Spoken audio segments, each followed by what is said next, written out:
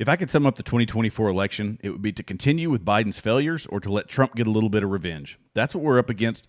This is what we're talking about today. I'm Jared. This is Continue Freedom.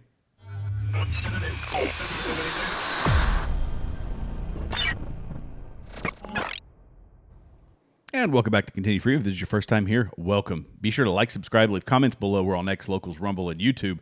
Also, go to ContinueFreedom.com if you don't mind. Sign up for my mailing list. It'll really help me out. The day is coming. The day's coming where YouTube is going to shut me down. One day. I'm not there yet because I'm still a growing channel, and we're getting a lot of great views. I'm getting a lot of great feedback from you guys. But I want to be sure I have everybody's email address. I'm starting early. I'm only a couple of months into this. But nonetheless, go to ContinueFreedom.com, sign up for the mailing list. Now, the first thing I'm going to hit on is it's a big deal. It's a huge milestone for our country, and I think it's something, maybe we're celebrating. And I even brought some theme music for this, so this is, y'all can enjoy this one. Here we go. Let's kick this off here. What could possibly be such a big deal that we need to celebrate it? Everybody ready for this one? There you go. $34 trillion in debt. That's like a week ago or something. We finally hit $34 trillion. Thank your elected representatives. Congratulations to everybody. $34 trillion in debt. Isn't that glorious? Good grief. If you've never been to usdebtclock.org, you can go there and see. $34 trillion is where we are. And that's $101,000. So anybody's having a kid out there, getting ready to have a kid, or you have a young kid, they already owe the federal government $101,000. And that's just across the board. If they're going to be a taxpayer, they're going to owe $264,000 to the federal government. $264,000, $250,000 they already owe. Isn't that something? I mean, this is just, I say it over and over again. This is the systematic destruction of our country. I honestly don't know if there is any way to recover from this, at least not at the current rate. Vivek Ramaswamy had a great plan, and he's saying we're going to drill and start selling oil and paying down our national debt. That would be fantastic. Do I think he's going to be able to get everybody on board with it? No. They're pumping too much money into a bunch of people that just absolutely do not need it. They're going to need to cut defense. They're going to need to cut across the board, 10% at least of the budget to start. But fraud, waste, and abuse, all these things have to get canned. I believe that one of the most effective ways that we could fix it would be to make legislators, and I said this in a previous video, but it was towards the end, so I'm not 100% certain everybody heard it. Legislators should actually have to sit down and pen anything that they want to put into a bill. So if we have an omnibus spending bill, then we watched it during COVID, they were able to sit down and generate 1,800 pages within a couple of days. How were they able to do that? Well, it's lobbyists, it's special interests. It's those types of people that have this stuff waiting in a portfolio somewhere. They've got it in a file on a laptop. And when they say, hey, an omnibus spending bill's coming around, or, oh, boy, look at this, a pandemic. Never let a good crisis go to waste. Here's 200 pages that's going to give an extra $150 million to my company. It's going to give, a couple billion over here. And this is all done not by the congressmen and women. They're just sitting there voting on it, and they don't know what they're voting on. So I think we need to have them actually pen it. And before any bill is passed, before you can even vote on a bill, you have to swear under oath that you have actually read that bill. Page to page, or cover to cover. That's what we have to find some way to get them to stop spending, because there's no one holding their feet to the fire. I mean, the Republicans have been complaining about spending for years, and it just continues. They're not going to stop. We need some massive, massive reforms, and we need accountability. That's one thing that we are sorely, sorely lacking.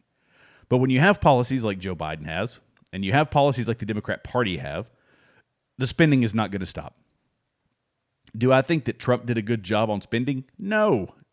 In fact, mostly because of the pandemic, but he was still, deficit spending was still going on, and national debt was continuing to climb. So he didn't help us, and the pandemic obviously hurt us, because once those omnibus spending bills, once we got all the COVID relief and all of these things, and we spent trillions and trillions and trillions of dollars that we did not have, it hasn't slowed down. In fact, it's sped up. The spending has. And, the government's good at two things. The government's good at, creating laws and creating money, printing money, not actually creating any wealth. They print money. This is what they're good at. And they are doing that in spades. So they aren't doing much else worth of crap, but they are definitely printing money like it's going out of style, and they are spending it like it's almost like we have printing presses where we can just run this stuff off. They're running it off like Charmin runs off toilet paper. That's how fast this money is getting printed, and it is destroying our country, and it is putting our future generations in inescapable debt. Inescapable debt. We're complaining about college kids with $200,000 in debt. If you've got young kids in kindergarten, they've got $200,000 in debt. Think about it that way. Indebted to the federal government. Goodness gracious. So anyway, going back to some additional failures of the Joe Biden administration and opportunities for Donald Trump to get revenge. Jack Smith, if you don't know Jack Smith, he's the one who's special counsel, and he had an 82-page court filing. This is from the Post Millennial, and his implication is that he's alleging that Donald Trump's claim to have presidential immunity in the case relating to January 6th and the 2020 election would set a precedent for future presidents using the State of the Union address to incite his supporters to, I don't know if I can say the K word, I'm just going to say unalive, opposing lawmakers. So the implication in his filing is that Donald Trump incited violence. Donald Trump was instructing his people to go to the Capitol and unalive lawmakers. We know that this is false. There's a great video on X if you haven't seen it, and they did the January 6th timeline, and they went from hour by hour, and they had the cameras in the House, they had cameras at the Capitol, they had cameras on Donald Trump. Where did this line up hour by hour? And as I'm just realizing, because it's not a day that I particularly care about, but January 6th is today. Today is January 6th. And here I am talking about it.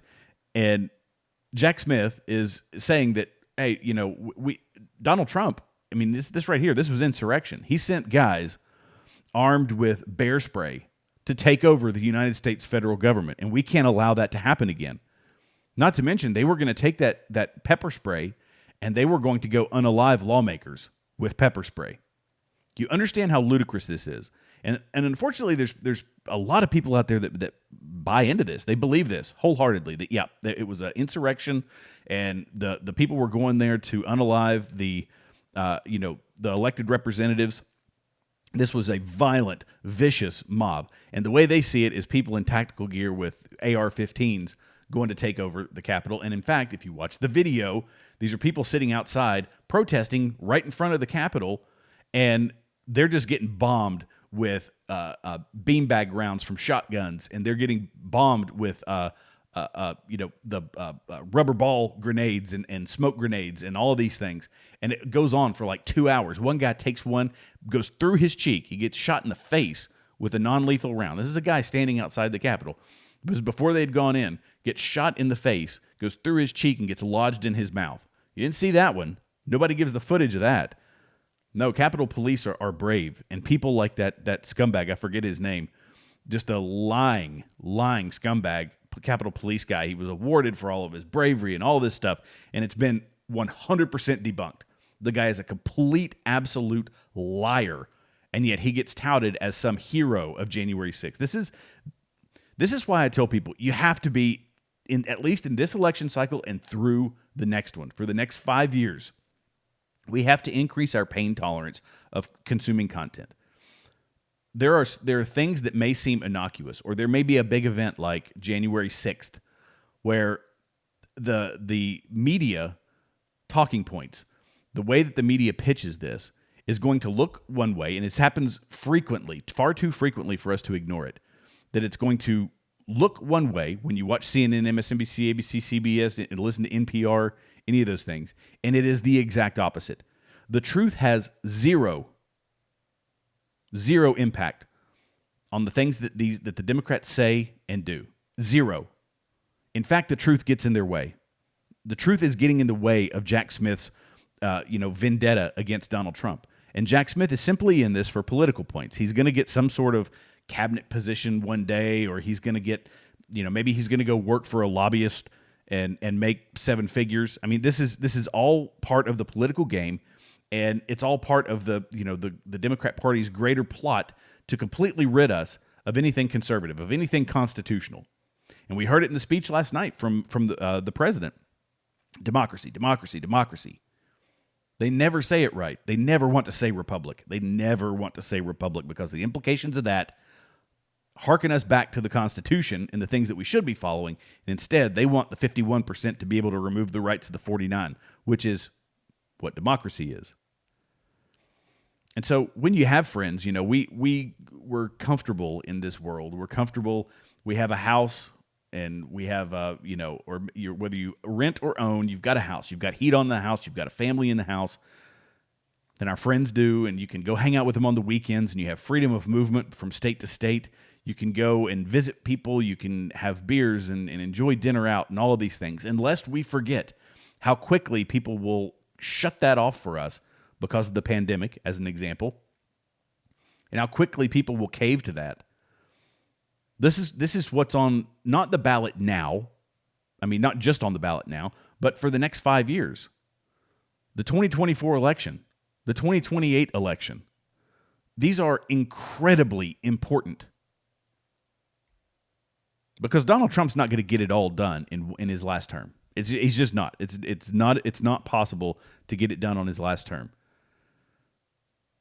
We need to be thinking about the future, and we need to understand what we are being told, what is fact, what is fiction, and we are being given a lot of fiction. Jack Smith is a great source of fiction, and if they will go after the president, this is a point that I really have to make, is if they will go after the president of the United States this viciously, they will go after you equally as viciously.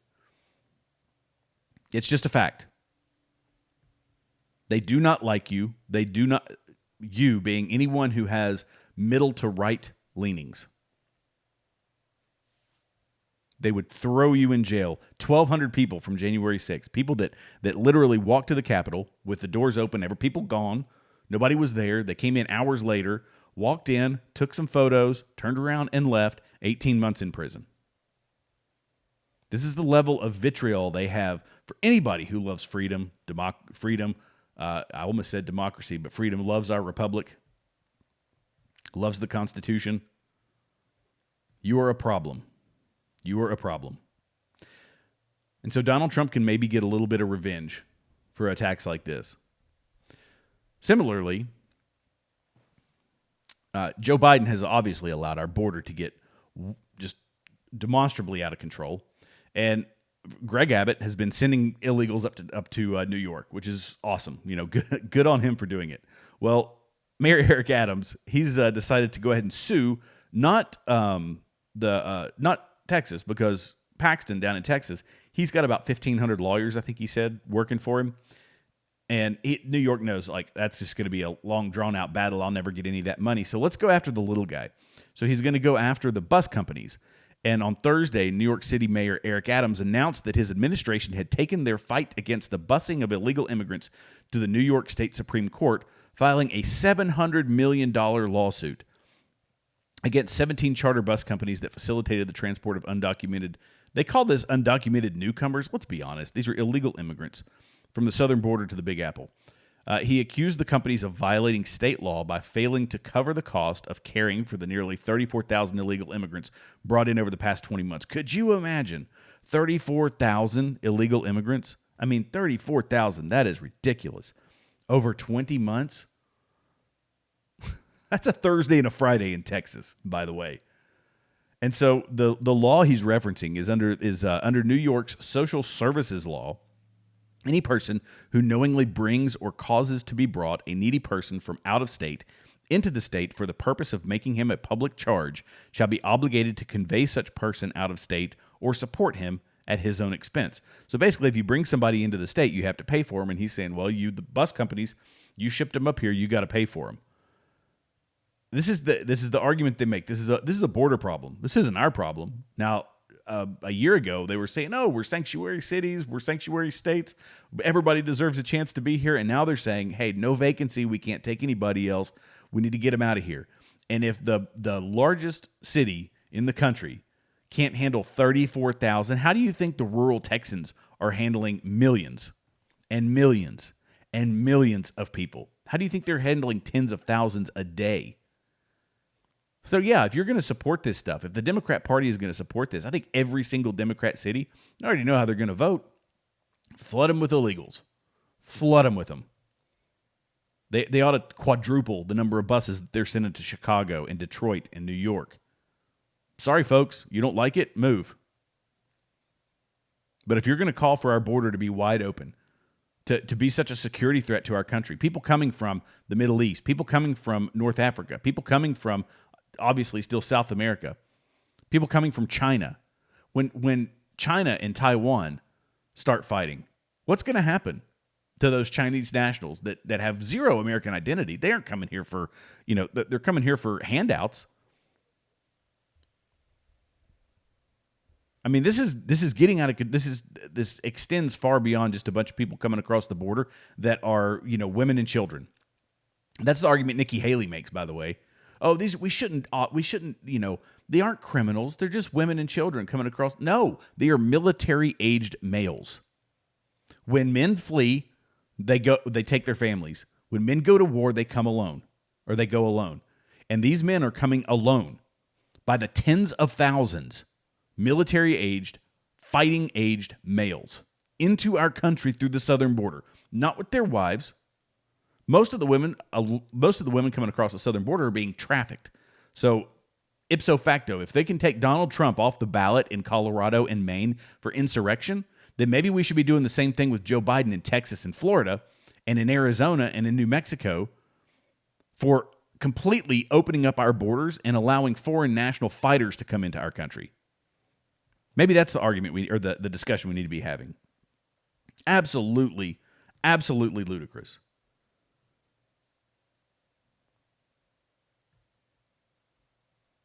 And folks, Donald Trump didn't get the wall built. He didn't get a lot of the things done around immigration that we had hoped he would. And this is another opportunity in his second term. If he lets us down after this one, then we just got duped, and I'll be the first one to admit it. But if he can make some headway on shutting down our border, on fixing our spending problem, on pulling out a veto pen, and when these big omnibus spending bills come around, he's like, no, not going to do it. I mean, anything he can do is going to, the revenge that he can get for being attacked by the Department of Justice is going to be beneficial to us, because if they'll come after him, they're going to come after us. And of course, the one thing I was going to mention, but I didn't, Letitia James, she's a stellar performer, but she's going after him for how much was it? There it is, $370 million in a civil case. And this is about him inflating the value of his properties and all that stuff. His $400 million property was technically, or his $500 million property, he said it was worth $400 million, something ridiculous like that. They will ruin us financially. This is lawfare. This is absolute lawfare. And we can keep going with it. You want to vote? People want to vote Democrat. You can keep going with it. The temperature's not going to turn down, because after Trump is going to be Ramaswamy. Trump's not going to if he doesn't get elected in 2024, he ain't going to run again. He's going to be far too old. They're going to do the same thing with Vivek Ramaswamy.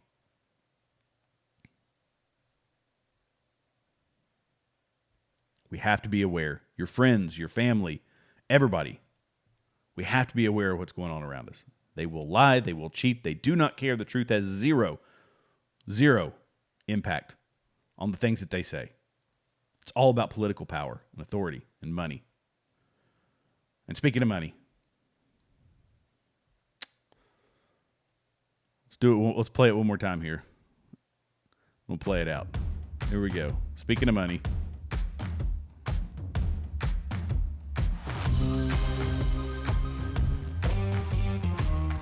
There you go. All right. I had to end on something funny. I thought that was... Thank your lawmakers. Thank y'all for watching. Be sure to go to continuefreedom.com. Sign up for my mailing list. We'll see y'all in the next video.